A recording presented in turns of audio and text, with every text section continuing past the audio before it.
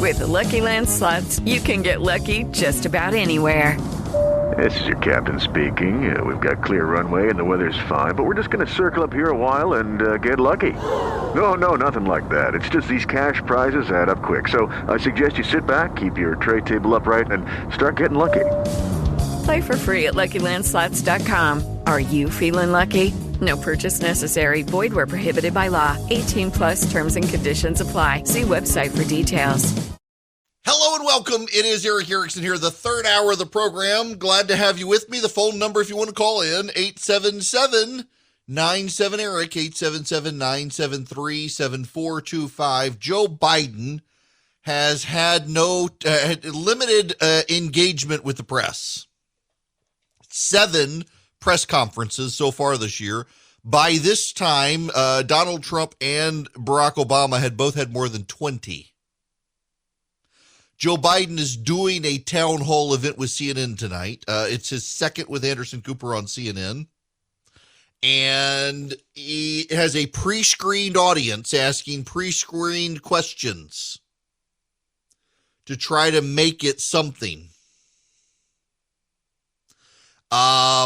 And, you know, the Republicans are pointing out, why, wait a second, you're having a town hall on a night that there is a football game, a hockey game, a baseball game, and some other game, a basketball game tonight. You're having it on a night when Americans will be watching a sporting event of some kind? Really? Yes. The White House concedes part of their concern with the president not having press conferences is that he sometimes puts his foot in his mouth. But also, they say they don't like the questions from Washington press corps people because they're always concerned about process. And, you know, there is a legit criticism there. I do have to acknowledge there's a legit criticism. They ask about the process of getting things done as opposed to the policies and outcomes. But it's not good that the president, the White House, keeps him away from the press because they're afraid he's going to put his foot in his mouth. And they're going to get pre-screened questions tonight with CNN. Interesting. Well, look, I told you I wanted to get to the Chappelle stuff, and I do, but there's some breaking news I've got to get to. This is a pretty big story. It actually is breaking news. It comes from the Washington Free Beacon. This is, well, you'll have to excuse me. I used a little bit of profanity on Twitter. This news just hit the wires, and it's a holy S word moment. The country's largest school board association, it turns out, according to Chuck Ross from the Washington Free Beacon, using a Freedom of Information Act request, the country's largest school board association collaborated with the Biden White House before sending a controversial letter calling on the FBI to investigate parents as potential domestic terrorists, according to previously unreported emails. The emails, obtained by parents defending education through public records requests and reviewed by the Washington Free Beacon, reveal that the National School Board Association's president and CEO sent the letter to Biden on September 29th without approval from the organization's board. The letter said that the acts of some parents at school board meetings across the country could be considered a form of domestic terrorism and hate crimes. The emails also show that the White House asked the association for examples of threats against school board members days before Attorney General Merrick Garland created a task force of officials from the FBI and Justice Department to determine how to prosecute alleged crimes at school board meetings. The letter makes clear the White House was aware of the letter before it was released, which raises questions about whether the White House colluded with the association on the letter to prompt federal action. The letter has sparked allegations the Biden administration is trying to stifle dissent among parents who oppose mask mandates and the teaching of critical race theory at America's schools. School board meetings have become battlegrounds for factions of parents torn on the issue. The emails also show members of the National School Board Association's board of directors voiced frustration that officials sent out the letter without their approval. One director of the association said the letter had, quote unquote, reawakened hostilities that were beginning to subside. Quote, many of us have been put in a position now of explaining or defending this action of our association, as we are asked by members of our community if we considered them domestic terrorists for showing up at our meetings and expressing their opinions, says John Halkias, director of the association's Central Region. He said he and other board members would not have likely approved the letter, which he said, quote, used terms that were extreme and asked for action by the federal government that many of us would not request. Well, there you have it. So again, a key portion here. The letter from the National School Board Association makes clear the White House was aware of everything before it was released, and in fact, the White House asked them for supplemental information that was included in the final letter. Sounds like the White House was trying to gin this up, to go after parents. This can't come at a worse time for Terry McAuliffe in Virginia, by the way. Do you know that this Monmouth University polling in Virginia has the GOP ahead on the issue of education? There hadn't been a poll in 20 years that has the GOP leading on the issue of education until now. I really do think that the Democrats misjudged the situation badly because of their bubble. They really, really misjudged it. Now there's going to be hell to pay. But it's not the only bubble they've misjudged on stuff like this. It's like the talking points on their reconciliation package. We got $5 trillion of spending going on, and they're trying to tell us it costs nothing. This is Joe Biden himself on this issue. They represent less than 0.5% of our economic growth each year. Less than 0.5%. And the cost of the Build Back Better bill in terms of adding to the deficit is zero. Zero. Zero. Because we're going to pay for it all. In addition to that, half of it is a tax cut. It's not spending money, it's a tax cut for working class people. It's about time, as I said, and I come from the corporate state of the world. Not a joke. More corporations are registered in my state than every other state in the United States combined. And I represented the state of DuPont, as they used to call it, for 36 years. I'm not anti-business, but I'm about just begin, pay your fair share. Look, folks, under this proposal and under these proposals I'm talking about, I guarantee you that no one making under $400,000 a year will see one single penny in tax go up. Not one. Right. But so now there are tax cuts. His proposal is a tax cut. I thought tax cuts added to the deficit. That's what the Democrats say when Republicans offer tax cuts. Somehow this is going to be paid for and a tax cut, and it's going to cost nothing. None of that makes sense. None of it makes sense. Yet that's what they're selling. Meanwhile, they're targeting parents. This is not one of those things that's really sustainable for the Democrats. And this, by the way, is why the president's polling is doing so bad. They don't seem to understand what's happening in the country. They really don't. They don't seem to understand. They don't relate to parents. They don't relate to parents struggling during this season right now with after lockdowns and everything else. They just don't. This is it's not a good setup for them. And I'm not sure that this is one of those sustainable situations where the Democrats are going to be able to recover and pivot because they've become so dogmatic on these issues. I mean, they really do think parents are behaving like domestic terrorists. They really do think that parents are somehow incapable of addressing what they want their kids to learn.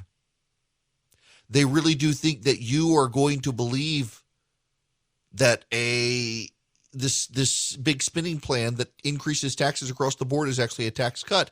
And they're allowing the IRS to invade your bank account and your Venmo account to find out what's going on. Senator John Kennedy is leading a group of senators against this issue. Whether it's $600 or $10,000, under this proposal, the intimate financial details of everyone in this room, at a minimum of every American who has a job, will be turned over on a daily basis to the IRS. But this stuff is crazy.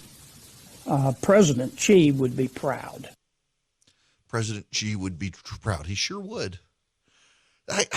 How do you listen? This happens oftentimes to the party in power, more so for the Democrats of late, because the media is in their bubble with them, and so they think they're getting the reality of what's happening on the ground because so many members of the media are in the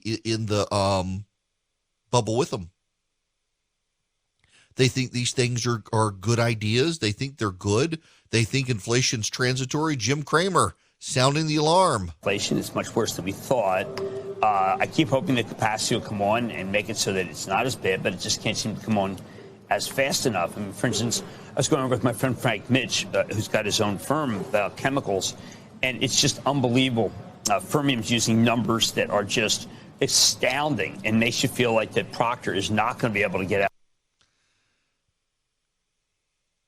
Inflation is more than transitory. It's getting worse, and the Democrats can't even concede that as well. These are why the Democrats are headed into what could be a blowout in 2022. I will tell you, the only thing that will probably keep the Democrats from really being crushed in 2022 is the Republicans. There are still a number of people out there who, in the grassroots, who think that unless you can expose an election fraud that does not exist from 2020, there's no reason to even fight for 2022. They don't want to test the hypothesis. They're convinced. You know, in scientific research, you always test your hypothesis. So Republicans think that 2020 was stolen and the Democrats are just going to steal 2022. So what you do to test the hypothesis, you put your all into 2022 and see if in a year where historically the party in the White House loses, that would be the Democrats, see if they can still beat the GOP. If so, then yeah, they might be stealing the election. But to just give up altogether and say, I'm not even going to try, that's not testing your hypothesis. That's just being a loser. You got to get out there and engage and see. And the only thing that's going to stop the Democrats from destruction is the GOP being losers going into the election instead of going in with a winning mindset. But I think the GOP is going to do pretty well, and the Democrat behavior out there suggests they know it too. The Los Angeles Times sports columnist lamenting the Dodgers and how they did. I got to read you. This just raises my blood pressure. The evening of such promise ended with such insult after Freddie Freeman's double in the ninth inning drove in Dansby Swanson from second and gave them a 6-2 lead. From behind home plate, there arose that racist chant from fans doing the tomahawk chop. You mean the racist chant the Cherokee Nation is fine with? That one, Bill? What is it? Bill Plunky or whatever he's Plashke? The sports columnist for the Los Angeles Times, it's racist. It's racist. And no idea of the history or the culture or the fans. It's racist because it's the tomahawk chop. These are the people we're dealing with out there screwing up society. It's like this, the Netflix organizer of the walkout, the trans walkout of Netflix. Netflix should fire them all. But listen to this. This is the sort of people who give us the behind home plate game, the racist shit of the tomahawk chop. So my name is Ashley Marie Preston, and I am the organizer for the Stand Up and Solidarity Rally. And I thank all of you for being here today in support of the employees at Netflix of trans and non-binary experience and their allies and accomplices. I think the message that many people expect for us to deliver today is one around why it's important to cancel Dave Chappelle. And so I want to make it very clear that this isn't an instance of cancel culture, because I've invited Dave Chappelle to have transformative dialogue with us on multiple occasions, and he has made it clear that it is not of interest to him. So just to be clear, this isn't cancel culture, but an avoidance of accountability when we've invited you to be a part of the repair that it takes to be able to not only heal culture, but to move all of us forward. I want to break this down from the organizer of the rally, the walkout of Netflix employees. Let's walk through this, shall we? Of cancel culture, because I've invited. It's not cancel culture because she's invited Chappelle to show up. Dave Chappelle to have transformative dialogue with us. Performative dialogue, performative, reparative dialogue. It's not cancel culture because we've invited him to come have dialogue with us where he must do something. On multiple occasions, and he has made it clear that it is not of interest to him. So just to be clear, this isn't cancel culture, but an avoidance of accountability when we've invited. So wait. A performative, what did she say? Performative, yes, the performative conversation. She's invited him for this conversation. Let me pull up the actual transcript because it's a little bit hard to understand. Transformative dialogue, that's what it is. It's not cancel culture because we have invited Dave Chappelle to have transformative dialogue. Who are you transforming with the dialogue? Dave Chappelle. So it is canceling who he is to transform him, is it not? And he has chosen not to do that. He doesn't want to come. And so as a result, it's the avoidance of accountability. So wait. So you're punishing him because he did not come to be transformed into what you want him to be. Therefore, it's about accountability that he's not. So it is cancellation. It's cancellation because you don't get your way. You don't get your way. Therefore, he must be held accountable. The only way Dave Chappelle gets to avoid cancellation from these people is to conform to what they want. He must be made to care. Dave Chappelle must be made to care. That's cancel culture. That he's got to be punished for not converting to their cause through transformative dialogue. You've been invited to be part of the repair. This is gobbledygook totalitarian speak. For yes, he must be punished for not converting to our cause. He does not care the way we wish him to, therefore he must be punished. That is cancel culture, and they can deny it all they want. Notice the word salad that comes with this. Transformative dialogue, accountability, to repair. What? Repair, you mean not repair, but censor him. Wow. Hello there, it is Eric Erickson. Welcome to the program. The phone number is 877-973-7425 if you want to be on this program. I want to shift gears fairly dramatically. Well, I don't know that it's that dramatic, but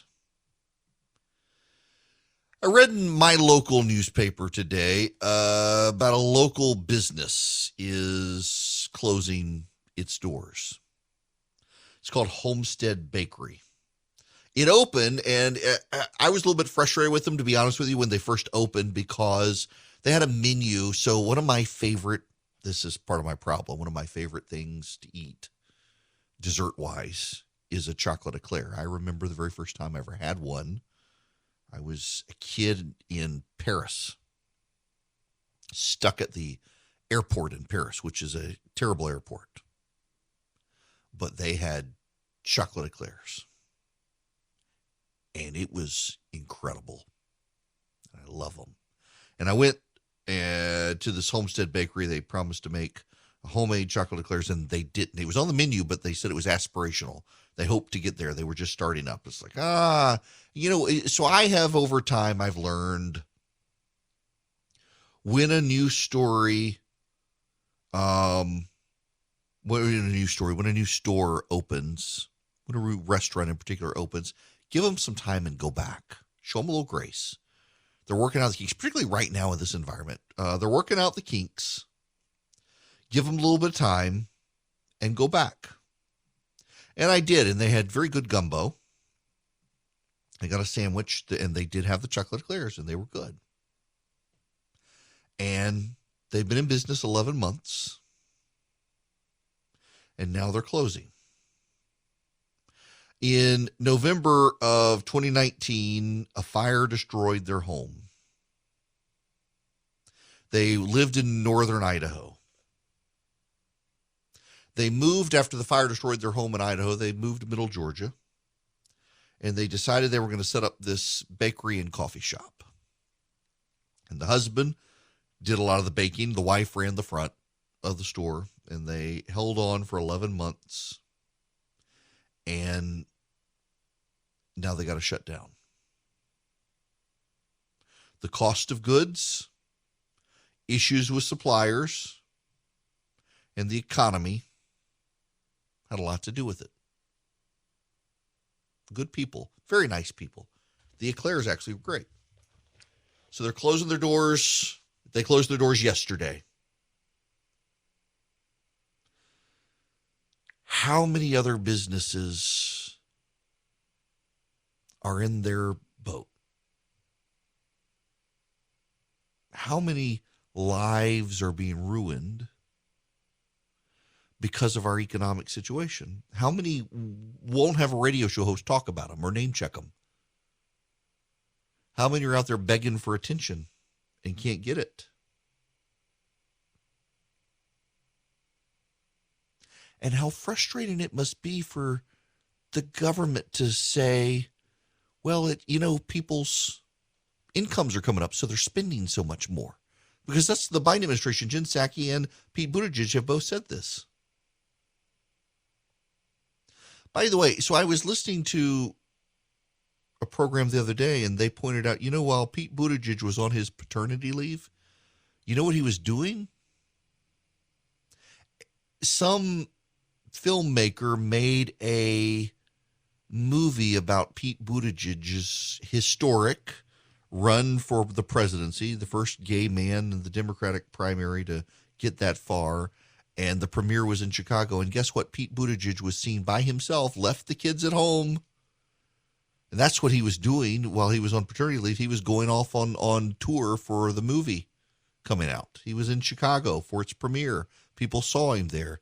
Notice how the mainstream media has not really covered that aspect of it. But it's true. That's what he was doing. Leaving behind his job, his responsibilities, his family. And how many businesses are going to close because Pete Buttigieg wasn't on the job? The honest answer is none. I mean, their businesses are going to close, but not because Pete Buttigieg was there or not. He's clearly not up to the job and ineffectual, given that no one noticed he was gone for 2 months. But so many lives have been ruined by this pandemic. So many people have lost lives, lost loved ones. Kids have been set back. Kids are not progressing. Some kids are not developing the way they should develop because they're interacting with other people with masks on. And then you've got these small businesses. Mom and dad shops, mom and pop shops. And they just close up one day. They're no longer there because of the pandemic. They're not alone. There are a lot of restaurants and small businesses that are having this happen to them. And you can't keep everything in power. You can't keep every business going. You can't. None of us have the money to do it. Remember, during the pandemic, during lockdown, I was paying for haircuts that I would never get just to keep my barber shop open and to help the guys who worked in the barber shop. The housekeepers couldn't come, and we were paying the housekeepers every week, even though the housekeepers couldn't come, just to make sure they could keep going. We had the ability. God blessed us. We were trying to be a blessing to other people. It's what you're supposed to do. Think. But at some point as well, government policy comes in and government policy is at play. And a lot of these businesses are closing, not so much because of the pandemic, but because of the government's response to the pandemic. And we're 2 years into this thing, and the government seems to be insistent on still doing things that no longer work or no longer apply. Like at this point, masks in schools, masks in public. Not in at this point. I mean, the signal for people to get vaccinated is get vaccinated and then go be shut back in your house and keep your mask on. So why get vaccinated? That's what we were doing before. The government bureaucrats can't get it right. And, I really follow along with me here, please. It's a little bit repetitive from what I've said already, but I think it's really necessary. I don't think, and I know some of you do, I don't think this is about government bureaucrats wanting to control us. Hear me out on this, y'all. This isn't about, and there's this theory on the right that they want to keep the pandemic going because they want to keep controlling us. I don't think that's right. In fact, I think that actually misses what's happening here. I think it's they can't land the plane because the only runway they want to land on is COVID-0. Because they thought they could beat it. As much as some people didn't believe enough in the science, they believed too much. They thought the vaccine would be a cure-all. The vaccine would take care of it. The vaccine would end the virus. And now the vaccinated are getting other vaccinated people sick.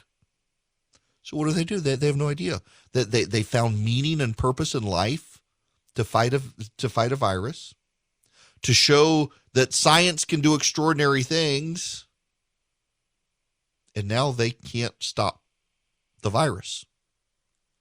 The vaccine isn't 100% effective. And they've been telling people we're going to rid the world of COVID. We're going to fight back. We're going to beat this virus, and the virus has beaten us.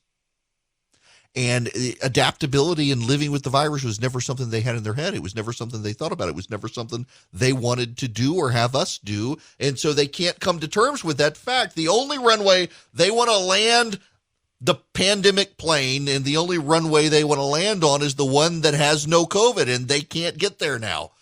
And in their mind now, because of what they've said for over a year, we're going to beat this thing. We're going to annihilate. We're going to get rid of this virus. We're going to eradicate it. We're going to save ourselves from it. If they land the plane anywhere else, they consider it a crash, a failure on their part. And they're the heroes, and they can't let anyone down. They can't let themselves down. It's not about controlling our lives. It's that they never contemplated a world in which COVID stayed around, and now that it's clear it's never going away, they don't know what to do, except everything they've been doing. And they can't think anew about what to do.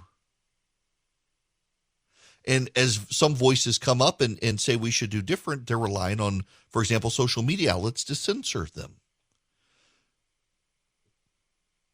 Censor the truth now.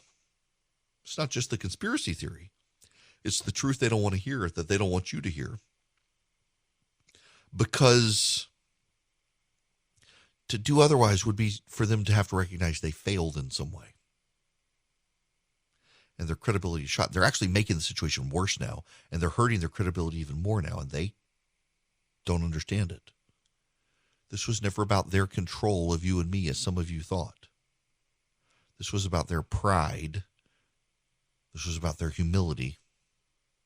This was about their ability to change course and change minds. And they can't do that because they told us early on, do these things and the virus will go away. Everybody lined up.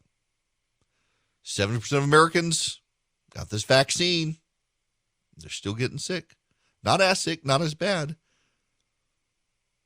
But they sold us a bill of goods, and now they can't get rid of the virus. And what we should be doing, what public health should be turning towards, where the plane that should be landing is the one that says this is never going away, and like the flu, we will accommodate it. This is now not a pandemic, it's endemic to society. What we will do now is we will boost treatments, we will boost medicines, we will continue to encourage vaccinations, and we will make sure hospitals are equipped for any future waves. But now go live your life. Take off your mask, go back to the way things were before. But they can't do that, because that would be an admission of defeat. And so who now is being defeated instead? Homestead Bakery, a bakery you've never heard of, who can't go back to normal, and who current things have broken. The supply chain, the costs, the delivery, the customers, that they couldn't keep their doors open because our public health officials were incapable of landing the plane on the only runway there was of get used to it and adapt. The only plane they wanted to, the only runway they wanted to land on was COVID-0, and it's not there. The plane's never going to reach that destination. So the result is, if a plane stays in the air flying to a destination it will never reach, it's going to fall out of the sky. And that's what we're seeing happen. It didn't have to be that way. Perfectly good runway to land on. The one that says it's going to be here, it's endemic. Just get used to it, live with it like we do the flu. Nope, can't land there. So much of our government these days is they want to land on a specific runway. They're never going to get it, and they can't bring themselves to land on the other because they admit then they can't reach the destination they charted. It's like the environmentalists. They can't adapt to climate change. They can't adapt to society. They can't adapt to what's going on. They'll never land on the runway they want to land on. They're going to let the plane fall out of the sky. And the little guy and the small business, the mom and pop shop, they're the ones that get hurt. Let me play you two clips about it. Well, yeah. No, I'm going to save those for commercial break. Let me tell you about Patriot Mobile first. Conservatives are in a fight coming up in 2022 because the left, I don't know if you've seen the fundraising numbers, they're way more well-funded than we are. One of the companies out there that you can do business with that's actually contributing to our side's cause and helping our side fundraise and taking a portion of their profits to help, it's called Patriot Mobile. They give to the conservative movement, to the pro-life cause, to the Second Amendment cause. You doing business with them generates their profits from which they then take and fund the cause, along with you compounding your money. And they're good people. They got 100% U.S.-based customer service, and they've got great coverage. Just go to patriotmobile.com. You can see their coverage map. And they give you discounts. If you're a first responder, a veteran, if you've got a big family, if you're an NRA member, you get a discount. And you get free activation with my name, Eric. What you do is you go to patriotmobile.com/Eric, patriotmobile.com/ERICK, or you call them 972-PATRIOT. Tell them I sent you, get that free activation. Do business with a good business that shares your values and gives you great service in return. Hi there, it is Eric Erickson here. The phone number is 877-973-7425. I got to play you these two clips. Between the inability to change and the ability to take the data for what it is and change one's mind, I want you to listen first to the Surgeon General of the United States for Joe Biden. Well, it's a really good question. The CDC has guidance currently that says that even if you are vaccinated, you do need to wear a mask, and that will likely be the case for children until the CDC changes it. But here's what we have to remember. When our children get vaccinated, several things happen. Number one, we have the mental peace of mind and comfort of knowing that their risk of bad outcomes with COVID just dropped significantly. The second thing to know is it reduces the pressure to quarantine kids once they are exposed to the virus. We know that if you have somebody in a classroom who's exposed, but if you're vaccinated, your chances of actually getting sick are much, much less. But finally, I think many parents will likely feel more comfortable with their kids engaging in activities like sports and getting together with friends for birthday parties if they know that all the children are vaccinated. Finally, I'll just tell you this, John. I've got kids in school. The schools have had to bend over backward to figure out how to make things safe during this time. We've had administrators who have practically earned their MPHs and Masters in Public Health trying to figure out everything. They've had a lot of support from the CDC, funding from the federal government. That is great. But I'll tell you, many of them are just eager for the day when all of their kids are vaccinated, because they know that will dramatically reduce risk and improve people's peace of mind. So now they're pushing vaccines for kids. You know, my kids are vaccinated. They were in the 12 and up pool, and they wanted to be vaccinated. But one of the things that he talks about beyond this is the masking. The CDC has guidance currently that says even if you're vaccinated, you do need to wear a mask, and that'll likely be the case for kids until the CDC changes it. Masks, the CDC says. Well, now here's the Surgeon General of Florida. Listen to him. I want you guys to step back for a moment from what you hear sort of constantly on TV, and just very briefly, in terms of the data that supports mask use in kids and mandates for masks in kids, it is very weak, and that's a fact. But there's a substantial gap between the quality of the data out there supporting masks in kids, yielding any benefit for kids whatsoever, factual, and what we're hearing from some of our public health leadership in other states and nationally. In Florida, we're going to stay close to the data, and we're going to let you know how we feel about the data. And the data do not support any clinical benefit for children in schools with mask mandates. The highest quality data find no evidence of benefit. And we're going to stick with that, because that's what the data show. That's what the data shows. And by the way, he's right. In fact, in Europe, they agree with him. The only people who disagree with the Florida Surgeon General are at the FDA and the CDC. All of the European public health officials and the Asian public health officials have said there's no reason for kids to wear masks. The data doesn't support it. So of these two men, the Surgeon General of the United States and the Surgeon General of Florida, one of them is capable of steering the ship of state, the plane of state, to land on the runway of COVID's endemic now. That would be the Florida Surgeon General, who reads the data, is shaped by the data, and implements public policy based on the data. The other is the Surgeon General of the United States, who has been flying us to COVID zero runway and is never going to get there. And it's going to cause the plane to crash. It's going to cause the plane to run out of fuel and fall out of the sky. People are more and more unwilling to believe, and in their unwillingness to believe public health officials, they're going to strike out on their own, and they're going to find the people who tell them what they want to hear. Because the public health officials, they're not just not telling them what they want to hear, they're not telling them things that science says. I would highly encourage all of you to listen to people like the Surgeon General in Florida, who is making his case based on facts. We need more of that. Lucky Land Casino, asking people, what's the weirdest place you've gotten lucky? Lucky? In line at the deli, I guess? Aha, in my dentist's office. More than once, actually. Do I have to say? Yes, you do. In the car before my kids' PTA meeting. Really? Yes. Excuse me, what's the weirdest place you've gotten lucky? I never win and tell. Well, there you have it. You can get lucky anywhere, playing at LuckyLandSlots.com. Play for free right now. Are you feeling lucky? No purchase necessary. Void where prohibited by law. 18+. Terms and conditions apply. See website for details.